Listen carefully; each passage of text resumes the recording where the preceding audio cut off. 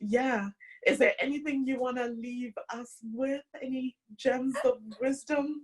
You've said it. But the only thing I'm gonna say is, like, for me, when we talk about Black Lives Matter, I know it's an uncomfortable topic, especially because there's this notion for, Yeah. for so long that of white supremacy. Therefore, challenging that is uncomfortable for me and for white people. Yeah. So the only thing I'm gonna say before I go is that we all have ways of challenging racism.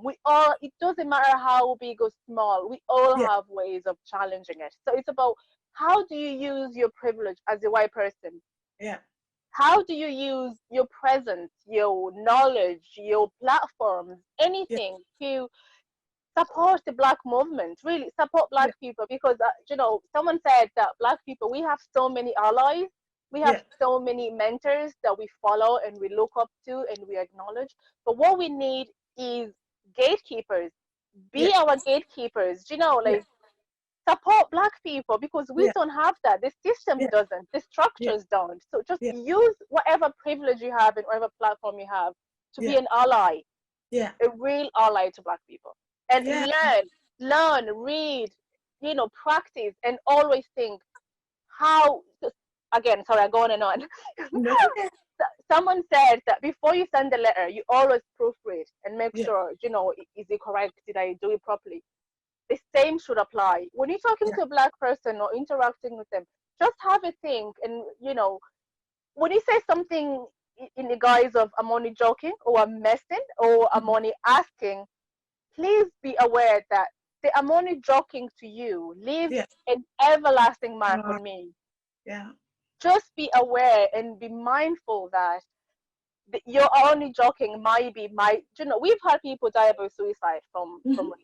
Yeah. So racism is real. It Yeah. is real. So Yeah. just use your platforms and your privilege to Yeah. be an ally and Yeah. challenge bias. Please don't let any prejudice go unchallenged, because Yeah. then you are part of the problem. Yeah, it's not enough to not be racist. You need to be Mm, anti-racist. Like, absolutely. that is the one thing. If you're a white person listening to this, like, be anti-racism. That is a calling on your life, every single one of you. Like, you need, and especially if you are a believer, if you are a believer, whatever sort, Christian, Islam, whatever. A lot of religions do teach peace, and and the world needs peace. It needs people who are peacemakers, people who are extending God to other people.